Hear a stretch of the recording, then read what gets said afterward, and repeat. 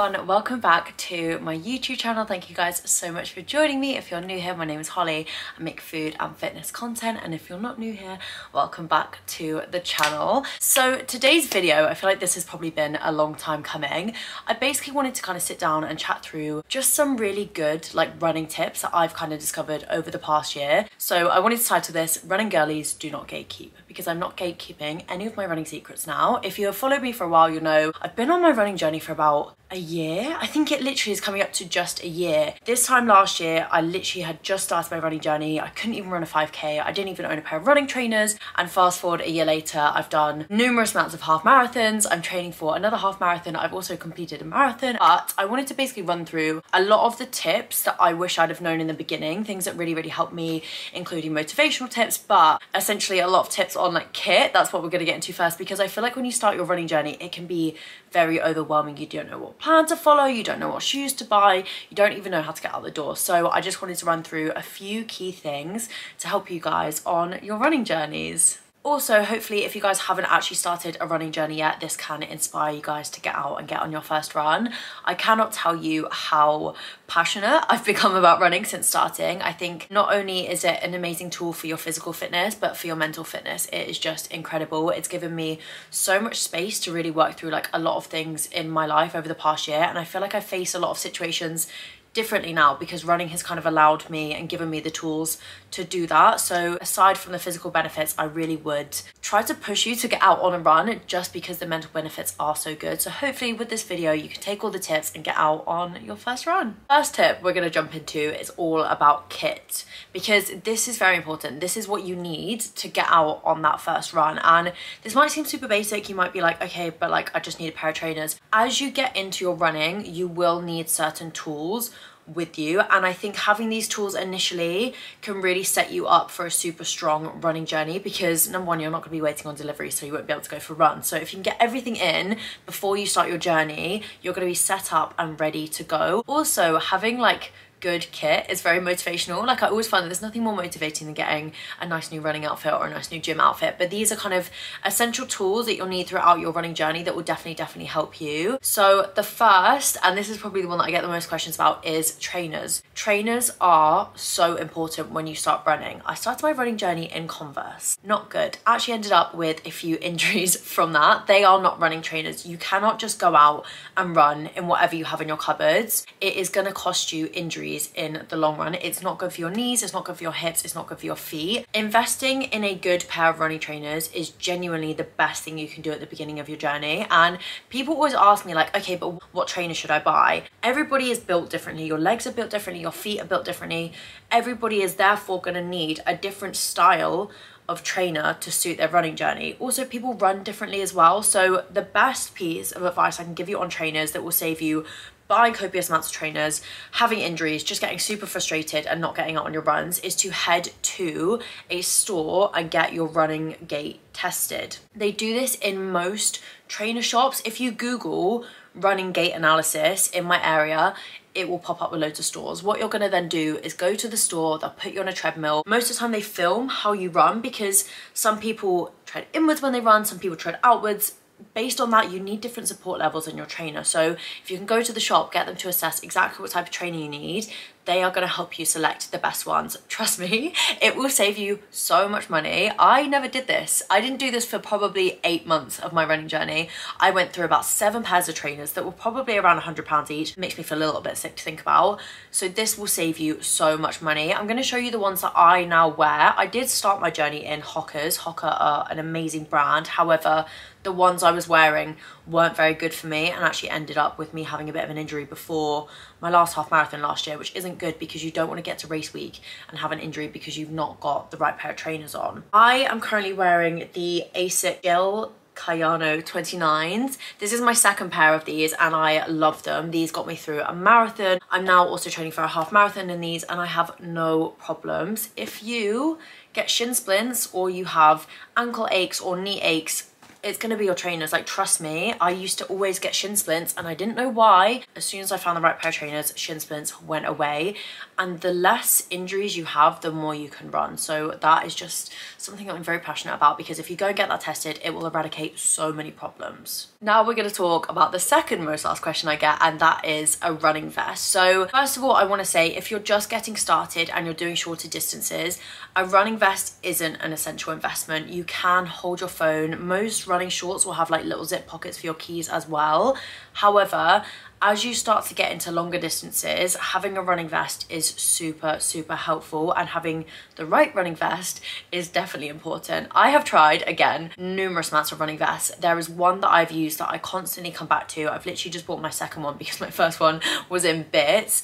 But the one that I wear is the Solomon hydration vest. This is it here. This is from Amazon. I am going to say this is about 70 to 80 pounds. It is an investment. It is an expensive running vest, but my last one lasted me a year, so they definitely have longevity in them and they're super high quality. This is just going to be really useful because you can fit your phone in it. So when I'm running, I pop my phone in it. I also pop my inhaler in it. I pop my keys in it, and they come with hydration water bottles as well, because when you start to build up to longer runs, you need to take hydration on. The weather is also very warm at the moment, so even if you're doing a 5k, you should probably be having some kind of water with you in case you start to get dehydrated. This is going to be your little savior. This is going to hold everything for you. I just think these are so good because when you're running, you don't want to be thinking about holding anything, especially like, I don't know about you guys, but my hands get quite sweaty when I run. So if I'm holding my phone, it's going to be like slipping out and I just think it's going to fall out of my hand the whole time. But if it's in my vest and it's strapped to me, everything's safe, everything's secure, and all I have to concentrate on is the run. You are also going to need to start taking on fuel as you get into longer runs, so snacks,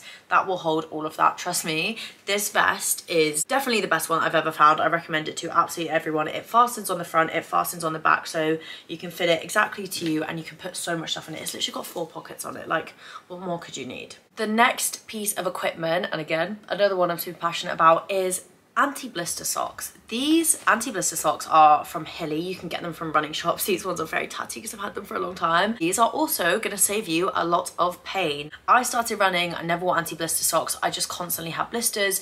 If you're doing longer runs, it's a lot of wear and tear on your feet, especially if they're not used to it. If you're just starting running, your feet are going to be in a bit of shock. Having these or like any form of double line socks will just prevent you getting any nasty blisters and keep you running. Another piece of equipment that I have tried and tested a lot is headphones. I've probably gone through about 5 pairs of headphones. Personally, for me, I did start with the big over the head ones, but I find that like they just make my ears really sweaty because they just kind of like clamp down. I ran in my Apple AirPods a few times, the AirPod Maxes, but I don't really like doing that because they're a very nice expensive pair of headphones and I don't like getting them super sweaty, and my head just does get a lot bit sweaty when I run. So the current ones that I'm using at the moment are these Beats ones. These hook over your ears. I think having any headphones that just hook over your ears is amazing for running because you know they're not going to go anywhere. I've tried with like AirPods, but I feel like they just feel like they're going to fall out. So any form of like over the ear hooking headphone is going to be good for you. Then the final piece of kind of like kit, or I guess like wear, that I'm going to talk to you guys about is shorts. Everybody wants to know the best running shorts, and there is nothing more frustrating than going out on a run or having shorts that ride up or shorts that give you chase. And I think after about a year, I have probably tried around 30 to 50 pairs of shorts over my running career. So I definitely have like a few of my staple pairs. I'm going to pop the photos in and I'll also link them in the description box. The first pair we're going to start with is not a pair that's actually designed for running, the Lululemon Align shorts.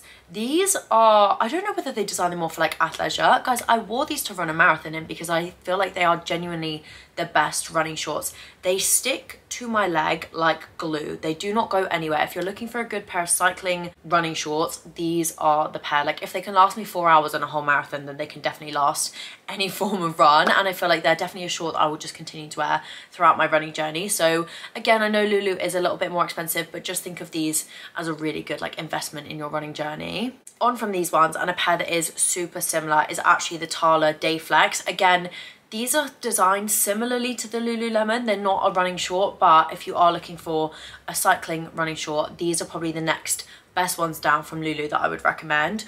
Also from Tala, they did do a running collection, so Formtech, I believe it was called. The Formtech Tala running shorts are amazing. They've got cycling shorts on the inseam, and then they've got like a floaty short outside. So you get the design of like a nice floaty short, but you get the protection from the chafe from the inside tighter shorts. A similar pair to those is also the Gymshark 2-in-1 shorts. I have only recently started wearing these, and I do believe they are actually in the sale at the moment, so definitely go and check those ones out. But I've worn those on 3 runs since getting them, and I love them. The cycling shorts stay put the whole time. They also have a waistband that you can tighten, which is really nice as well. And then while we're on Gymshark, the final pair of shorts, again, I don't know why, like, none of these are designed for running, but they're just so good for running, is the Gymshark Adapt shorts. I love these. I do usually wear these for shorter runs just because they are a bit of a shorter short, so I think on a longer run I might start getting some chafing just because they're not super long cycling shorts, but these are really good. I love wearing them for like 10Ks. I think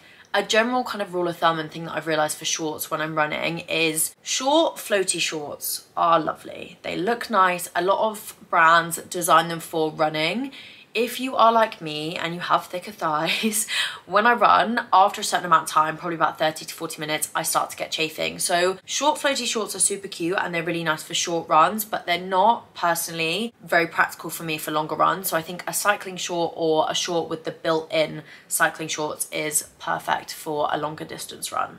Those are definitely the main pieces of kit that I would suggest that you guys do invest in initially in your running journey. Maybe get out on a run and see if you like running first, but if you do really want to dedicate yourself to a running journey and build up your running, those are my kind of like ride or die pieces of kit that I would say are essential. The second tip that I want to go on to is basically how to plan your run, because you've got all your kit now, you want to get out your front door, but you don't really know where to start in terms of following a plan, what types of runs you need to be doing, because there is a lot of information. And I think when you Google running plans, it can be super confusing and things never seem very like personalized, or they don't really incorporate running and weight training. It's kind of either like running or weight training. There's nothing that really blends the two together. I have actually recently released my Strong Girl Society running guides, plan out exactly how to incorporate running and weight training in the week. I think if you follow a plan, like I said, it takes the stress away. It's also super motivational and it keeps you consistent. Following a plan and being consistent in your running journey is very important. A plan can also incorporate different styles of running. When I started my running journey, I just used to head out and tick off the distances. There is nothing wrong with that. If you want to become the best running version of yourself, you will need to incorporate different styles of running. There are 3 different styles of running that personally I've kind of identified as the most important to incorporate throughout your running journey. The first of these is slow runs. You should really be incorporating at least 1 run a week that you take super slowly at a really low effort level. These runs will build up endurance in your legs, but they're also going to build up your cardiovascular fitness. I always say this, but you cannot actually run fast without running slow. By running slow in your training runs, when it comes to race day, you're going to have all of this endurance built up, all of this fitness, and especially loads of motivation built up to just run even quicker. The second style of run, and I always talk about this, they're not especially my favorite, is more of a speed focused run where you do either interval or tempo training. Interval training is usually based off time, so you'll do like 1 minute on, 1 minute off, 2 minutes on, 2 minutes off, and those will be at different effort levels. So for example, 2 minutes you'll be running at a higher effort level, but at 1 minute you'll be running at a slower effort level. Those styles of run, again, are so good for your cardiovascular fitness. They're also going to make you quicker. So like I keep mentioning, if you do want to become the best running version of yourself, having interval training and tempo training in your plan is really helpful. That is why we incorporated them into our guides, because as much as they're killer and people do find them really difficult, you have to really push yourself outside your comfort zone to reach your goals, and those are definitely going to help you do that. And then the third style of run is literally just get out and run at maybe like an effort level of 6. I think it's really important to have these in your training plan, because these are the runs that I personally just enjoy the most, where you just get to go out, not think about it, kind of hit your usual effort level, maybe even push for a PB if you want to. But those are kind of the runs that we all start with, so I feel like it's really important to have those. They just make your running journey feel super fun and super enjoyable. The third tip that I want to talk to you guys about is fueling for your runs. When I started my running journey, I always say this, I did not know how to fuel myself for my runs. I was running, I was feeling super depleted. If you're one of these people that's ever run and thought, oh my god, my legs feel like jelly, I feel dizzy at the end of my runs, you are not eating enough. If you have just started running from no previous running, you have to remember that your body is going to be burning a lot more energy than it is used to. You need to be taking on more fuel to fuel those runs. Runs require a lot of energy. Do not be afraid to incorporate more food into your diet to support them. I guess a lot of the questions that I get asked are, should I be in a deficit? Should I be in a surplus? Should I be at maintenance? The general kind of advice, obviously this is always based off of your personal goals, but the general advice I will give you is if you are running, at least be at maintenance. Do not run in a deficit. It's just not going to be very beneficial for your running journey. If you stick at maintenance, the likelihood is you might be in a small deficit anyway because you're burning more calories. However, I would just generally advise to stick at maintenance, make sure you're fueling your runs, if not eat in a surplus. For my marathon training, I think I was in a surplus of like 400 calories and I didn't gain any weight throughout that time because I was just running so much and burning so much more. Besides your calorie intake in general, a lot of people do wonder what you should be eating pre-running, what you should be eating during your run, or what you should be eating post-run. Pre-run, definitely take on some carbs. Again, it's a super personal thing. It's all about trial and error. I know I can't eat something super sugary before a run. It always gives me a stitch. Saying that, I still do it sometimes because I just love a sugary treat before a run, but I know it will give me a stitch. So halfway through my run, I am going to be kicking myself. But the best things I found are a plain bagel with a bit of butter, some porridge, some cereal. I love Shreddies or I love Cheerios. Just something that's not ridiculously high in sugar, but a good source of carbs that's going to keep me ticking throughout the whole run. Eating a good meal before a run is really important. I personally never run fasted. I would never get up and just go for a run because there's nothing worse than getting halfway through a run and feeling absolutely shattered and not feeling like you can complete it because you've just not eaten enough. During your runs, my favorite personal snack is definitely a Percy Pig. Having something sugary during your run is a good source of energy. It's just going to give you a bit of a sugar kick while you're going. When I was training for my marathon, I ate like Percy Pigs, brioche bread, raisin bread. I absolutely love raisin bread. I also used to have dates. They did start to make me feel a bit sick after a while because I think I ate too many dates at that point in my life. I don't know why I was eating so many,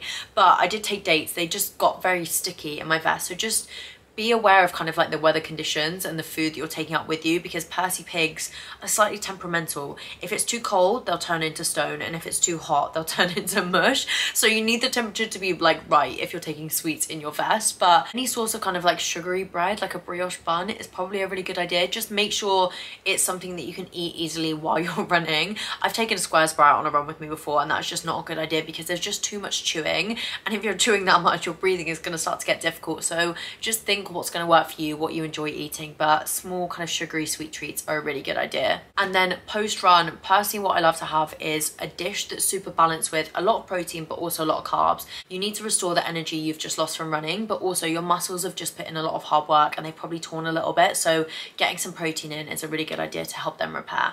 Following on, the next step that I want to talk about is how to keep going. And I mean this in kind of general terms of how to keep going in your runs, but also in your running journey. So let's talk about in our runs first, because I have been on so many runs, and I've been on runs that I haven't even managed to finish, but I've been on so many runs where I've got out and my head is just not in it. Like, it's a really weird feeling to explain, but sometimes when I start running, it's almost like my body is going, but my brain is like on a completely different wavelength. And those are the runs that are seriously hard, when your body feels good but your brain just isn't in it and you just feel tired and like you can't keep going. So I just have a few little tips and tricks that I've kind of picked up along the way that keep me going when I do feel like that. So one is having a really good playlist. Make a playlist with songs that you know. Singing along in your head and zoning out to them is a really good way to kind of distract yourself. It's almost this weird thing of like, don't give the pain attention. Once you start to feed into, oh, I don't want to be doing this, I'm not going to finish this, it becomes overwhelming, and what you're thinking in your brain will just transmit over your whole body, and you'll just feel your body starts to get tired. So you need to keep your brain in the most positive place possible. So having a really good playlist with some good songs that you can sing along to is really important. I also like to think of 3 kind of motivational sentences, or almost like manifestations, that I kind of chant to myself like over and over again. So keep going, you can do this, you're going to complete this, are just 3 very basic examples, but just say those again and again. It's almost like you just need to keep reinforcing that positivity throughout your whole body, because trust me, what you think in your mind will literally transmit across your whole body. On the other side of that, you might have days where your brain is in it but your body feels super physically tired. The first thing I want to say is it's okay to stop on a run. When you're running, it's you v you. It does not matter about anyone else's opinions, what time you get on Strava. If you feel good and you can complete that run, then do it. But if you are really not feeling good and you need to stop and just take 30 seconds or a minute or even 5 minutes, just do that. You are not failing. The fact that you've stepped out that door and got on that run is you doing something incredible that day. So please do not think that if you stop or if you have to walk, you are failing. Everybody has runs like that. On the other side of that, if you really do not want to stop, one thing that I do is just slow down. Literally slow down to a walk/run. Sometimes we can kind of feed into like our times or what time you're going to post on social media. None of that stuff matters. Like if you are getting that run done, that is what is important. Your time is specific to you. It doesn't matter what anyone else is doing on social media, how quick they're doing, whatever pace they're doing. Just shut that all out. And if you need to slow down and you need to take that day really slowly, just do that. I literally always think of it as like, right, I'm going to start running in like slow motion. Then on the other side of that, I wanted to talk about how to kind of keep going with your training plan. So I've kind of touched on how important it is to have a really good training plan because that's going to keep you super motivated, but kind of generally how to keep going if you feel like you're having a low motivational day but you do need to go and tick off a run. Things that really help me are remembering how great I always feel after the run. I've never ever gone out on a run and come back feeling worse than I did when I went. If I'm having a bit of a bad brain day, I just remind myself that actually getting out on that run is going to be the best thing for me because that is going to give me the space to really work through everything that I'm thinking and feeling. Another thing that helps is if you're kind of having to run in early mornings, laying out all of your running kit the evening before so that literally all you have to do is get up, put your running kit on and head out. Or even running with friends. I know there are so many amazing like running clubs popping up at the moment, so maybe have a look and find like your local running club. There is an Instagram page called, I'll link it in the description box, but I think it's called like These Girls Run, and they've just started to set up like girly runs all around the country. So I think they do like 5Ks on a Saturday or Sunday. Finding a running group like that can really keep you motivated throughout your running journey, especially if you're not wanting to go out. Just go find an amazing group of girls, make it into a big social occasion and head out with them. The biggest tip that I can give you, and something that will make you get these distances done, is booking a race in. Book that race in, post it on your Instagram story, give yourself that level of accountability, because once you've put it out there in the world, you have to do it. Post about it, talk about it, tell your friends, book yourself in for a race, get your friends to come and watch you, because having that race is going to give you something to drive towards and work towards. That was basically how I started my running journey, as I booked myself a half marathon, which seems a bit crazy right now, but I just booked myself in for a half marathon, and that really kept me pushing along every single week. And then talking about races, I want to talk about the last tip that I wanted to give you. And I've not really spoken about this because it was only something that I really kind of had to kind of experience this year, and that is post-race, because you've done everything you need to now. You've got your kit, you've done all your training, you've gone out on your race, and now you're post-race and you might be feeling a little bit lost. And this was something that I really struggled with post-marathon, and I know people struggle with it post 10K or post half marathon, because you've built up and you've achieved this amazing thing, and then it's like, okay, well, what now? And I think I found that especially with the marathon, because with the half I was like, right, now it's time to do a full one, but with the marathon I was like, I don't know what I'm working towards anymore. And training for a race can become slightly consuming. You do have to put a lot of time in, especially if you're working a 9 to 5. I have to take my hat off to you, because how you fit in marathon training around a 9 to 5 is just absolutely phenomenal, because I struggled to do it, and I am very fortunate that I can kind of make time whenever I need to. But if you're training around a 9 to 5 and you're putting all these hours in to run this race, when it gets to the day, it's amazing, and then suddenly you're like, oh, I've done it. And the post-race blues can really kick in, and you can end up feeling a little bit lost. And this wasn't something I'd even heard of. I finished my marathon and I thought, right, I'll do some 30Ks next week. I literally thought I was going to do that marathon and be able to run 30Ks every single week post that, because I was like, well, my fitness is in such a good place. But that really wasn't the reality, because the mental knock-on effect of the marathon was just that I really didn't feel motivated to train, because I'd had this big goal that I was driving towards for all this time, and suddenly that was gone. And it was like, okay, well, I'm going out and I'm running, but I'm finding it really difficult. But like, what is the point here? Because like, I'm just pushing myself, but I have nothing that I'm working towards. And I definitely forced myself into getting back into running way too quickly. My biggest piece of advice is, if you have a big race day or a marathon or a half marathon planned, please allow yourself a week or 2 weeks, or even if you've done a marathon 3 or 4 weeks off after that. Just allow yourself to kind of sit in the bubble of your achievement, really pat yourself on the back and take in what you've done, because I think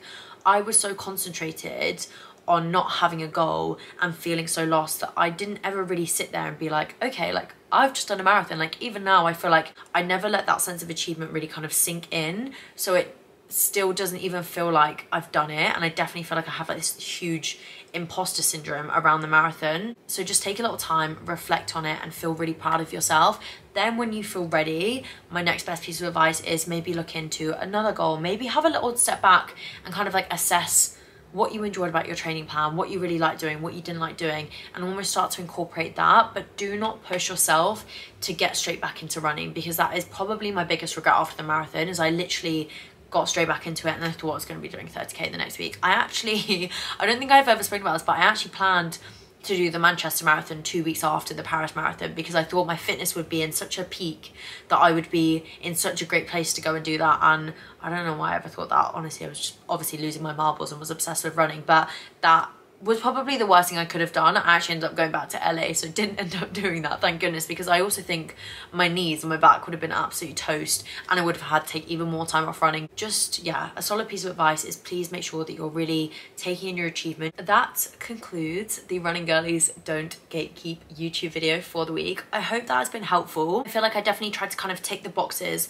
of all of the main questions that I get. If you guys do have any other questions regarding kit, regarding races, regarding plans, regarding anything, please pop them in the comment section and I will come back to you on them, because I definitely don't want to miss anything. And like I said, I really hope this video can motivate you to either get out on your first run, book your first race, or just keep the consistency going with your running journey. So thank you guys so much for watching. If you have enjoyed, please don't forget to like and subscribe, and I'll see you next week.